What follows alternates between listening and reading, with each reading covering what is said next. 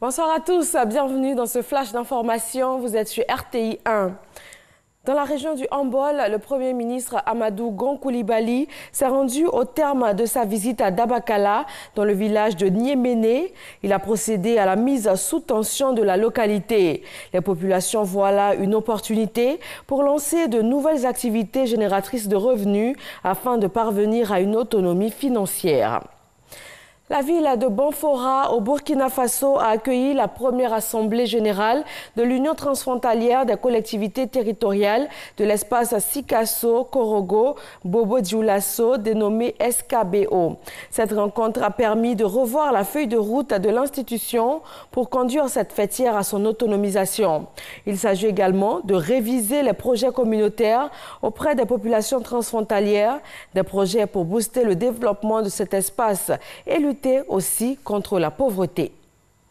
La gestion des œuvres universitaires d'Afrique au centre d'une réunion internationale en France. Les centres régionaux des œuvres universitaires CRU de 9 pays d'Afrique s'inspirent de l'exemple français. Reportage. La gestion des œuvres universitaires d'Afrique passée au peigne fin à Caen en France. 9 pays africains, dont la Côte d'Ivoire, 16 institutions, 65 participants ont planché sur la mobilité et la traçabilité des étudiants de leurs pays respectifs. C'était lors d'une rencontre animée par le Centre régional des œuvres universitaires et scolaires, CROUS de Caen, en collaboration avec le Centre national des œuvres universitaires et scolaires, CNUS de Paris en France. Il s'est agi de faire des propositions afin d'améliorer les conditions sociales des apprenants. Des recommandations, il y en a eu au cours de cette rencontre internationale qui est une initiative de l'Association des œuvres universitaires francophones, AOUF.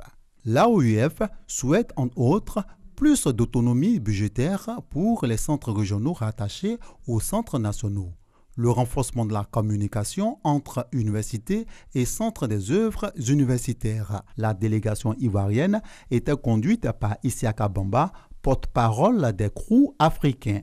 Directeur du CRU de Daloa, il a exposé sur le mode de gestion des œuvres universitaires en Afrique. Des présentations et des panels ont ponctué cette rencontre qui marque ainsi la relance des activités de l'Association des œuvres universitaires francophones. La section à Boisseau de la Jeune Chambre internationale a organisé le concours du plus beau bébé. L'objectif étant de promouvoir la santé de la mère et de l'enfant, en invitant notamment les femmes à faire régulièrement les consultations prénatales et aussi postnatales et ensuite la vaccination de leurs enfants. En Ouganda, les pourparlers évoquent un retour probable de Riek Machar à la présidence sud-soudanaise. Après s'être mis d'accord sur le retrait des forces gouvernementales et rebelles des zones urbaines, les deux parties pourraient s'entendre sur un accord de partage du pouvoir. C'est ce qui ressort des discussions qui se sont tenues ce samedi à Kampala, la capitale ougandaise. Thaïlande, l'opération de sauvetage des 12 adolescents et de leur entraîneur de football coincés dans une grotte depuis 15 jours a commencé ce dimanche. 4 d'entre eux sont sortis à l'air libre et ont été évacués avec succès vers des centres hospitaliers. Mais le temps presse devant la menace de nouvelles fortes chutes de pluie.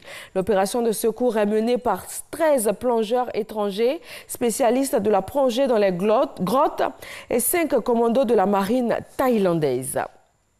Des dizaines de morts après des pluies diluviennes au Japon. Ces pluies torrentielles qui s'abattent depuis plusieurs jours dans le sud et dans le centre du Japon ont fait au moins 81 morts et 44 disparus selon un nouveau bilan. Ce dimanche, des alertes aux fortes pluies restent en vigueur dans 3 préfectures et quelques 300 mm d'eau devraient tomber lundi dans certaines parties de l'île, une des 4 plus grandes îles de l'archipel. Le Premier ministre Shinzo Abe qualifie de course contre la montre les efforts menés par plus de 50 000 pompiers, policiers et militaires pour sauver les sinistrés. Le gouvernement a ordonné l'évacuation de près de 2 millions de personnes. Et c'est tout pour ce Flash Info. Rendez-vous à 20h pour le journal. D'ici là, d'autres informations sur le www.rti.ci. À tout à l'heure.